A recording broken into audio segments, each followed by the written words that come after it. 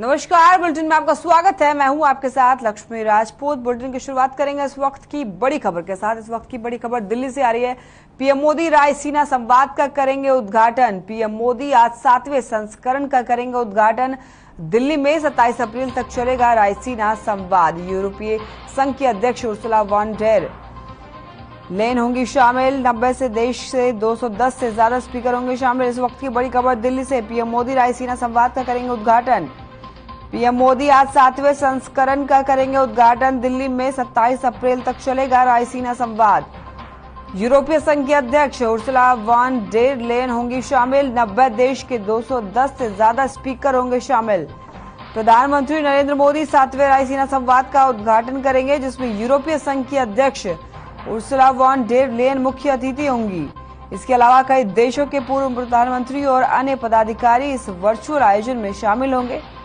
आपको बता दें कि 3 दिन के संवाद का मुख्य विषय है टेरा नोवा, इम्सेड, इम्पेसेंट और इन पैरेलल। इसका अर्थ है पक्की मिट्टी लेना, उसकी लेई बनाना, मथना और निष्कर्ष तक पहुंचना। आपको ये भी बता दें कि ये संवाद हर साल अंतर्राष्ट्रीय नीति से संबंधित कई मुद्दों पर व्यापक विचार विमर्श के लिए आयोजित किया जाता है। इस वक्त की बड़ी खबर आपको बता रहे हैं दिल्ली से। पीएम मोदी रायसीना संवाद का करेंगे उद्घाटन।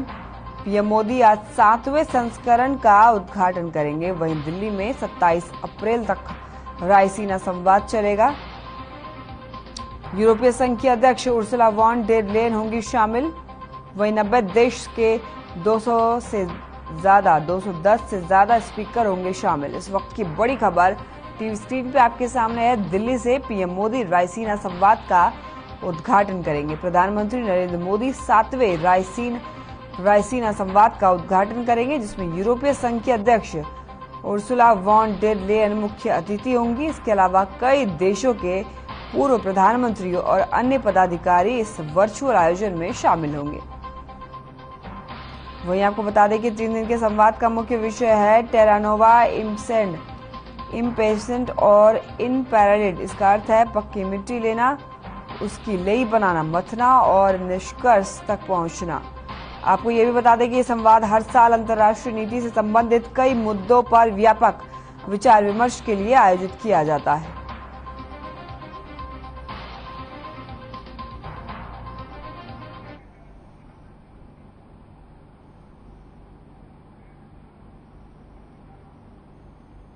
रुक कर लेते हैं इस वक्त की दूसरी बड़ी खबर की। दूसरी बड़ी खबर दिल्ली से आ रही है। भारतीय नौसेना कमांडरों का सम्मेलन 28 अप्रैल तक चलेगा। सम्मेलन रक्षा मंत्री राजनाथ सिंह सम्मेलन करेंगे संबोधित। इस वक्त की बड़ी खबर आपको दिल्ली से बता रहे हैं। भारतीय नौसेना कमांडरों का सम्मेलन 28 अप्रैल तक चलेगा। सम्मेलन रक्षा मंत्री राजनाथ सिंह सम्मेलन में करेंगे संबोधित। विदेश मंत्री एस जयशंकर भी करेंगे संबोधित। राष्ट्रीय सुरक्षा से संबंधित मुद्दों पर करेंगे बातचीत। आज से भारतीय नौसेना कमांडरों का सम्मेलन शुरू हो रहा है, जो 28 अप्रैल तक चलेगा। और इस दौरान हिंद महासागर क्षेत्र की स्थिति और इस पर रूस यूक्रेन संघर्ष के संभावित प्रभावों पर चर्चा की जाएगी। इसके साथ ही देश की समुद्री सुरक्षा की व्यापक समीक्षा भी की जाएगी। वही नौसेना ने बताया कि सम्मेलन को रक्षा मंत्री राजनाथ सिंह और विदेश मंत्री एस जयशंकर संबोधित करेंगे। वो कमांडरों के साथ बातचीत भी करेंगे। इस वक्त की बड़ी खबर आपको दिल्ली से बता रहे हैं। भारतीय नौसेना कमांडरों का सम्मेलन 28 अप्रैल तक चलेगा। सम्मेलन रक्षा मंत्री राजनाथ सिंह सम्मेलन में करेंगे संबोधित। विदेश मंत्री एस जयशंकर भी करेंगे संबोधित। वहीं राष्ट्रीय सुरक्षा से संबंधित मुद्दों पर करेंगे बातचीत। आज से भारतीय नौसेना कमांडरों का सम्मेलन शुरू हो रहा है, जो 28 अप्रैल तक चलेगा। इस दौरान हिंद महासागर क्षेत्र की स्थिति और इस पर रूस यूक्रेन संघर्ष के संभावित प्रभावों पर चर्चा की जाएगी।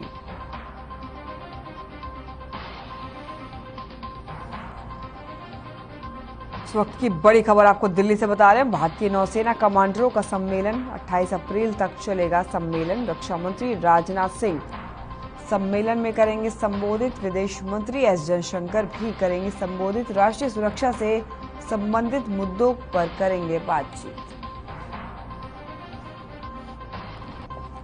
इस वक्त की बड़ी और अहम जानकारी टीवी स्क्रीन पे आपके सामने है। दिल्ली से भारतीय नौसेना कमांडरों का सम्मेलन 28 अप्रैल तक चलेगा। सम्मेलन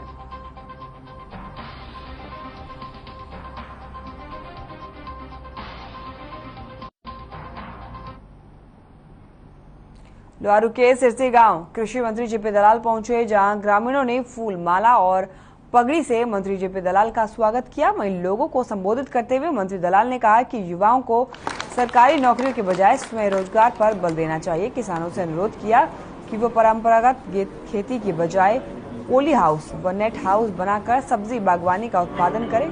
किसानों की फसल उत्पाद एमएसपी से ज्यादा रेट पर खरीदे जा रहे हैं। इससे किसानों की आय बढ़ेगी, जीवन खुशहाल होगा, आर्थिक हालात सुधरेंगे।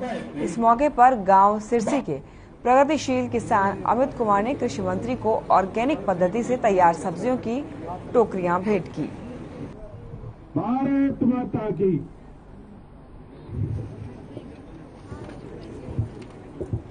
सभी के लिए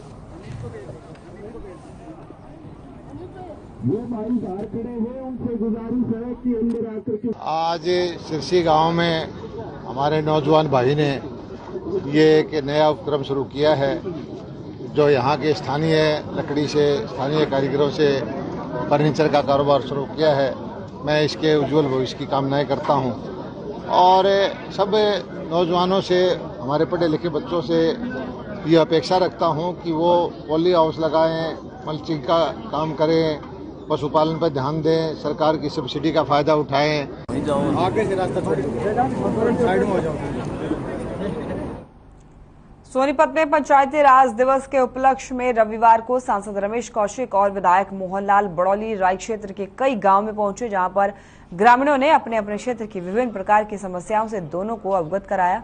वहीं सांसद और विधायक ने ग्रामीणों की समस्या सुनते हुए आश्वासन दिया कि जल्द ही उनकी समस्याओं का समाधान करवा दिया जाएगा और साथ ही गांव में प्रजापत धर्मशाला के लिए सांसद रमेश कौशिक ने 20 लाख रुपए देने की घोषणा की है। और वहीं इस मौके पर सुनील रोहिला, मास्टर सत्यनारायण अंतिल, हवा सिंह, नंबरदार सुरेश प्रजापत, रोहतास विद्या देवी मौजूद रहे।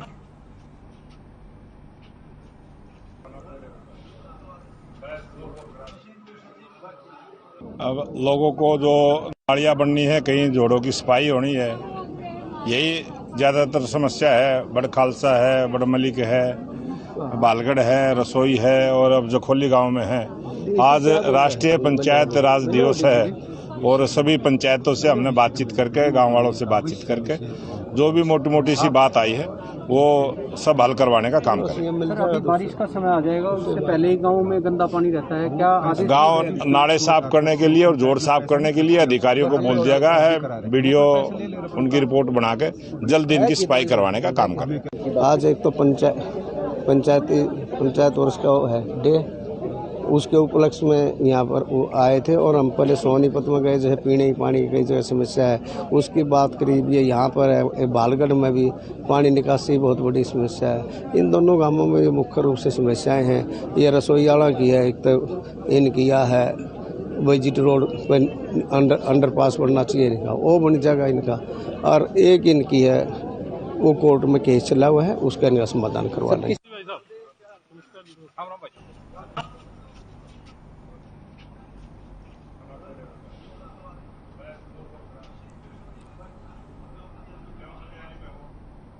खबर गुरुग्राम से है, जहां कैश कलेक्शन वैन से लूट मामले में आरोपियों को गिरफ्तार कर लिया गया है और इस लूट मामले में क्राइम ब्रांच ने 6 लुटेरे बदमाशों को गिरफ्तार कर मामले का खुलासा कर दिया है। वहीं क्राइम ब्रांच ने आरोपियों को कब्जे से 70 लाख कैश और वारदात में प्रयुक्त गाड़ी को बरामद भी किया है। आपको बता दें कि 28 अप्रैल को सदर थाना के सुभाष चौक इलाके से 6 हथियारबंद बदमाशों ने 96.32 लाख की लूट को अंजाम दिया है।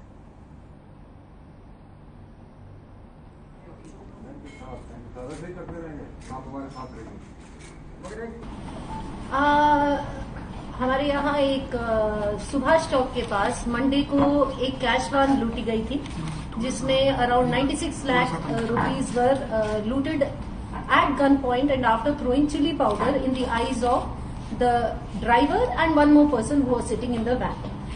Now this cash van it used to collect money from T3, T1 from the parking and from various other places.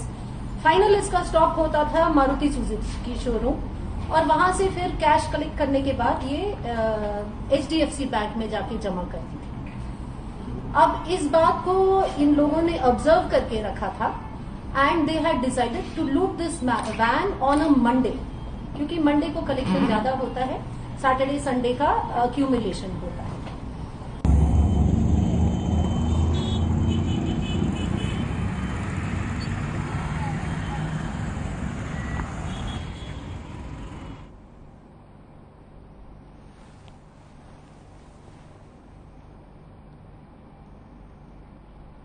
Gurugram में अरबाना संस्था ने साइबर सिटी में लोगों को स्वास्थ्य के प्रति जागरूक करने के लिए राहगिरी का आयोजन किया और इस कार्यक्रम में पर्यावरण को साफ रखने और प्रदूषण पर नकेल कसने के लिए लोगों को जागरूक किया। वहीं अर्बन संस्था ने लोगों से अपील की कि वो बढ़ते प्रदूषण के प्रति अपनी जिम्मेवारी समझें और लोगों को जागरूक करें। इसके अलावा पर्यावरण को साफ रखने के लिए अपने आसपास साफ रखें और साथ ही साथ ट्रैफिक को भी कम किया जाए, जिससे पॉल्यूशन पर कंट्रोल किया जा सके।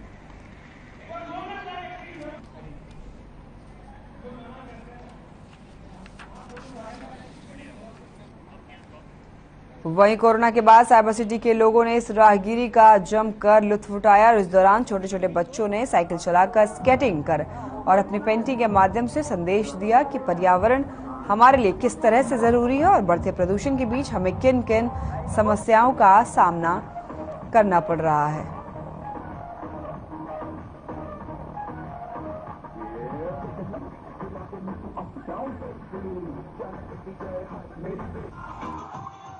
ये इवेंट देखकर बड़ा ही मज़ा आ रहा है। मतलब सबने जो एफर्ट्स किए इस पे, ये जो राहगिरी का जो कॉन्सेप्ट है, सुधा ने जो ये किया है, मेरी बहन, my best friend, my sister, and इतना बढ़िया बन के आया है। कोई योगा कर रहा है, कोई डांस कर रहा है, हर कोई अपनी तरीके से तो ये ऑफन होना चाहिए संडेज़ को, ताकि लोग अपने घर से बाहर निकले और फ्रीली जो करना चाहे करे, जो 2 घंटे में उनको। तो ये देखकर बड़ा ही अच्छा लग रहा है। एंजॉय कर रहे हैं सब लोग और मज़ा आ रहा है। कोविड के बाद लोग काफ़ी रिफ्रेशिंग लग रहा है सबको ये, और एंजॉय कर रहे हैं सब लोग। किस तरह से एंजॉय किया आपने? जॉगिंग कर रहे हैं, लोगों से मिल रहे हैं, प्लस एनवायरनमेंट देख के मज़ा आ रहा है। देखो, राहगिरी का प्रोग्राम हम अरबाना M3 मैनेजमेंट और ये हमारी मार्केट की तरफ से फर्स्ट टाइम इसको इंट्रोड्यूस कराया गया है, क्योंकि राहगिरी बहुत टाइम से बंद है, लोगों को पता नहीं है कि घर में कैद है कोविड की वजह से थोड़ा सा।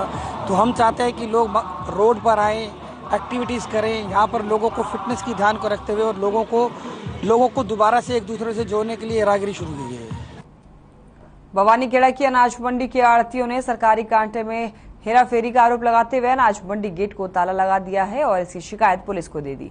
वहीं इस मामले में पुलिस और नापतोल विभाग जांच में देर रात तक लगे रहे। अनाज मंडी के आढ़तियों ने खरीद एजेंसी हैफेड और वेयरहाउस पर प्रति ट्रक में 2 से 3 क्विंटल गेहूं के कम तोल का आरोप लगाया है और गुस्साए आढ़तियों ने अनाज मंडी पर ताला जड़ दिया है। हमारा गेहूं 3 क्विंटल का गोलमाल किया जा रहा है। FCI की तरफ से जो अधिकारी हैं वो हमारे साथ बहुत बड़ी धोखाधड़ी करने लग रहे हैं। पर गाड़ी के साथ 2.5-3 क्विंटल का घोटाला किया जा रहा है, जिसके अंदर ठेकेदार भी मिली भगत है। कितने दिन से समस्या है? ये तब से मंडी चल रही है, तब से ही समस्या है। और हमने कंडा चेक पहले कराया नहीं था और FCI ने ये कह रखा है कि इसी कंडे पे वजन होगा और कंडे का वन्या भी नहीं होगा, और उन्होंने ये कंडा सेट कर रखा है। ये ग्रेन मार्केट एसोसिएशन भवानीखेड़ा ने कोई तुलाई को लेकर शिकायत करी है। इसमें ने दरखास्त दी थी, दरखास्त के ऊपर नवनीत टूल है, नापतोल इंस्पेक्टर, उनको बुला लिया। अब एक ज्वाइंट टीम बना के उसका इंस्पेक्शन करके जैसी भी कानूनी कार्रवाई होगी शीघ्र कार्रवाई करेंगे।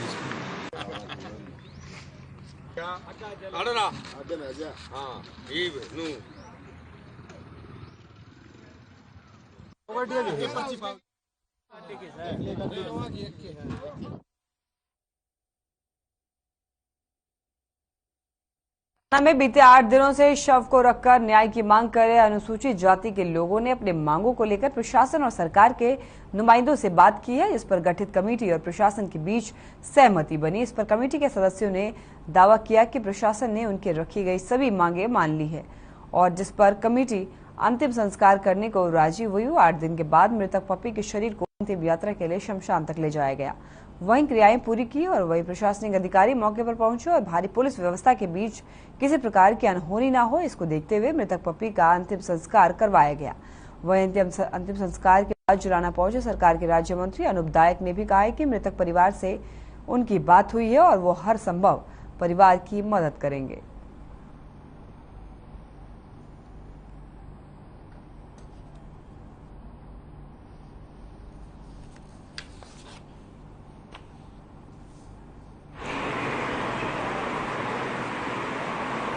पहली डिमांड थी कि भाई FIR दर्ज हो, उसमें बाई नेम हो, इस परिवार को जो विधवा है इस पप्पी की उसको 50 लाख रुपए दिए जाए, इसके बच्चों को भविष्य के लिए आखिरी तक जब तक ये पढ़ना चाहिए इनको सरकार की तरफ से मदद दी जाए।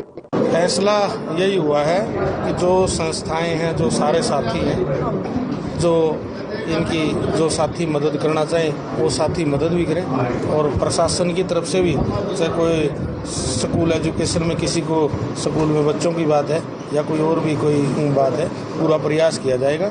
ये परिवार पूरा संतुष्ट कर दिया गया है और किसी प्रकार की कोई बात जो थी इनकी आपस में जो थोड़ा बहुत था, वो जो परसों एपिसोड हुआ था, वो बिल्कुल पूरी तरह से संतुष्ट है। मैं भाषा को ये नमन करता हूँ।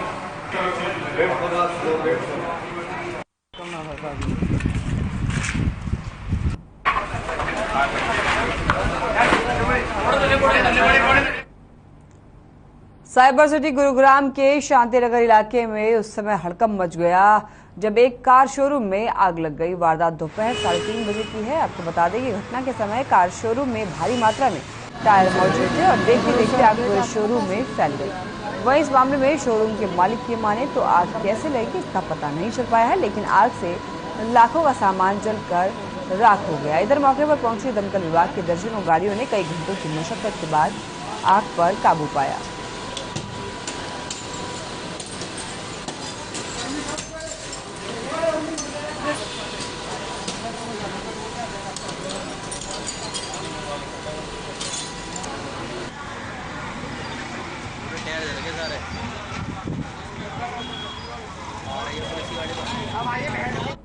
पलवल में अपराध पर अंकुश लगाने के लिए जिला पुलिस अधीक्षक राजेश दुग्गल के दिशा निर्देश के अनुसार शहर थाना प्रभारी ने थाने में पार्षदों, सरपंचों और समाज के मौजूद लोगों की बैठक ली और इस दौरान थाना प्रभारी राजबीर सिंह ने कहा कि जिले को अपराध मुक्त बनाया जा सके, इसके लिए क्षेत्र के 40 मौजूद लोगों की कमेटी बनाई गई है। थाना प्रभारी ने बैठक में मौजूद लोगों से शहर में अवैध शराब, जुआ सट्टा, नशीली दवाइयां और मादक पदार्थों की बिक्री पर चर्चा करते हुए कहा कि शहर में फैल रही बुराइयों को जनता के सहयोग से हटाना है। इसके लिए उनके क्षेत्र में कोई भी किस तरह से के गैर कानूनी कार्य करता है तो ऐसे लोगों के खिलाफ पुलिस कड़ी कार्रवाई करेगी। वहीं बैठक में मौजूद सभी मौजूद लोगों ने पुलिस के इस पहल की सराहना करते हुए जिला पुलिस का सराहनीय कदम बताया।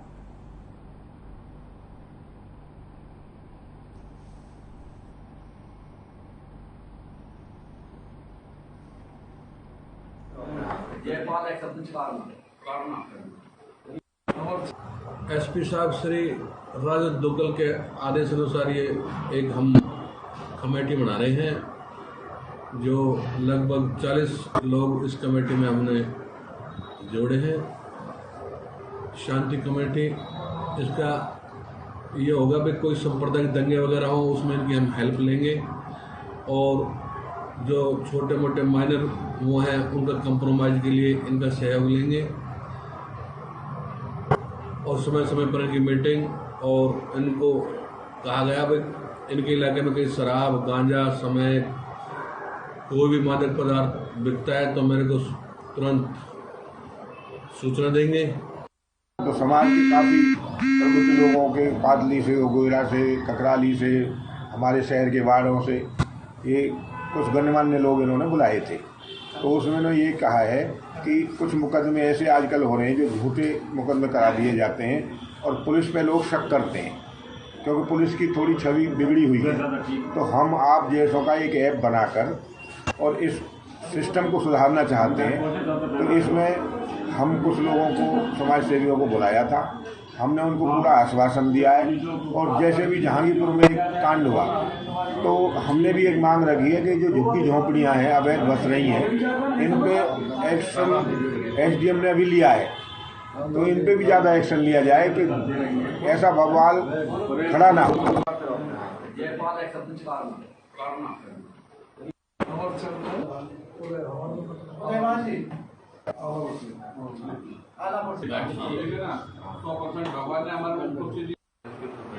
कृष्णपाल का लड़का तो गाया है।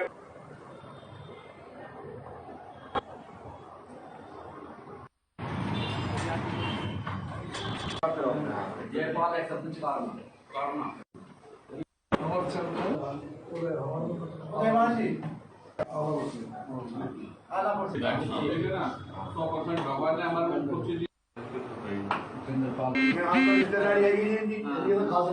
कृष्णपाल का लड़का तो गाया है।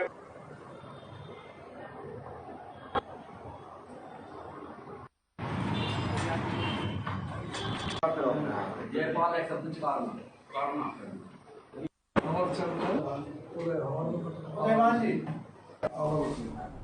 खबर रेवाड़ी से है, जहां बढ़ते हादसों और जाम जैसी समस्याओं से निजात दिलाने के लिए यातायात पुलिस चालकों के खिलाफ सख्त नजर आ रही है। नियमों को ताक पर रखकर चलने वाले वाहन चालकों को लेकर अभियान चलाया जा रहा है। दिल्ली जयपुर नेशनल हाईवे पर कसौला चौक के पास यातायात पुलिस ने उन वाहन चालकों के चालान किया जो एक दूसरे को ओवरटेक कर अपनी लेन को छोड़ दूसरी लेन में वाहन चला रहे थे। वहीं यातायात प्रभारी बहादुर सिंह ने बताया कि हाईवे पर बनी लाइनों के अनुसार ही वाहन चालकों को चलने के आदेश दिए गए हैं, लेकिन कुछ चालक अपनी चतुराई दिखाते हुए लाइन क्रॉस कर दूसरी लाइन में आ जाते हैं, जिसकी वजह से दुर्घटनाएं घट जाती हैं और लाखों का सामान बर्बाद होने के साथ जनहानि भी होती रहती है।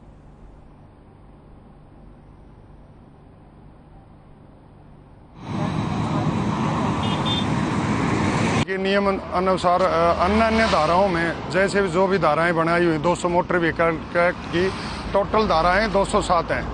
जो जिस सेक्शन का ऑफेंस करता है उन्हीं सेक्शनों के अनुसार चालान कर रहे हैं। तो आज हम लाइन चेंज का कर रहे हैं। जो लाइन चेंज की धारा सेक्शन 45 है, जिसमें लाइन चेंज एक अपने फर्स्ट लाइन में चलने वाला फर्स्ट में चले, सेकंड वाला सेकंड में चले। ट्राला और बड़ी गाड़ियां उनके लिए सेकंड लाइन है। जो सेकंड लाइन में नहीं चलते तो उनके खिलाफ मोटर व्हीकल एक्ट की सेक्शन 45 के अनुसार लाइन चेंज का चालान कर रहे हैं। ये साइड आउट चल रहा है। लाइन साइड आउट तो साइड आउट होगी सर, ओवरटेक करने के चक्कर। मानते हो गलती? हाँ मानता हूँ सर, गलती मानता हूँ। मैं तो पहले सर को बोल दिया गलती है मेरी सर।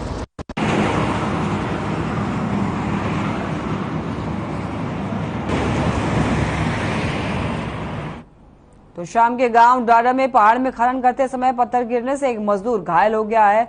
आनंद फानन में घायल मजदूर को अस्पताल में भर्ती कराया गया, वहीं इलाज के दौरान घायल ने दम तोड़ दिया। आपको बता दें कि आए दिन डाडम हादसे होते रहते हैं। 1 जनवरी को भी पत्थर गिरने से 5 मजदूरों की मौत हुई थी। वहीं हादसे की सूचना पर एसडीएम तोशाम मनीष कुमार फोगाट और जिला माइनिंग अधिकारी भूपेंद्र सिंह मौके पर पहुंचे और हादसे की जांच शुरू कर दी।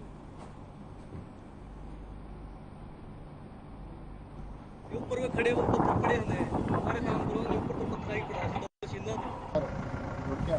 तो नीचे आदमी क्या कर रहा था जीवन में? ये प्रतिबंधित है कि ये प्रतिबंधित।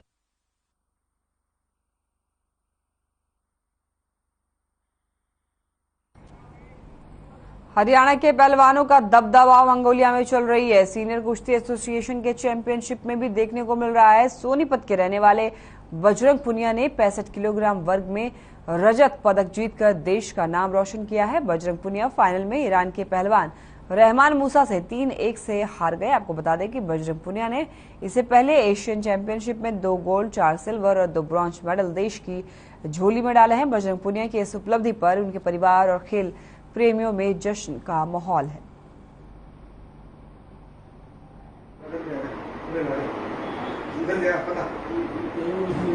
देखिए बहुत खुशी की बात है, सिल्वर मेडल भी, और एक इकलौता पहलवान बजरंग ने जो देश के लिए एशिया चैंपियनशिप में 8 मेडल जीते, 2 गोल्ड और 4 सिल्वर 2 ब्रॉन्ज। इकलौता पहलवान है देश के लिए जो 8 मेडल जीते। और अभी तो मतलब बजरंग को इंजरी थी, काफ़ी टाइम बाद खेला वो, और अब कॉमनवेल्थ गेम्स आ रहे हैं उसके लिए और अच्छा करेगा और गोल्ड लेगा। हम यह कहना चाहें भाई हमारा देश के लिए, घर के लिए, गांव के लिए, सब के लिए कर रहा है। न्यू लाता रहेगा, न्यू खेलता रहेगा हमारा बेटा, और बहुत खुशी है हमारा। अभी बजरंग चोटिल हुए थे ओलंपिक के दौरान, उस चोट से कितना उभरे हैं? चोट से भी फर्क हो रहा है भैया।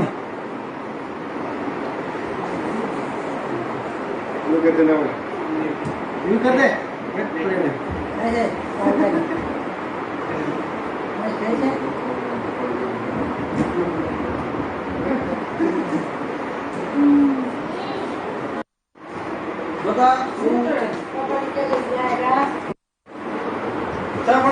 ना भाई। तो वहीं सोनीपत के गांव नाहरी के रहने वाले और टोक्यो ओलंपिक में सिल्वर मेडलिस्ट रवि दहिया ने गोल्ड मेडल जीतकर देश का नाम रोशन किया है। वहीं रवि दहिया की इस उपलब्धि पर आपको बताते चलें कि उनके गांव और परिवार में जश्न का माहौल है। परिवार और गांव वालों को उम्मीद है कि 2024 ओलंपिक में रवि अपने मेडल का रंग बदलकर गोल्ड करेंगे और देश का नाम रोशन करेंगे। वहीं रवि दहिया ने फाइनल में कजाकिस्तान के रखत काजल को फ्री स्टाइल इवेंट में जबरदस्त तरीके से हराया।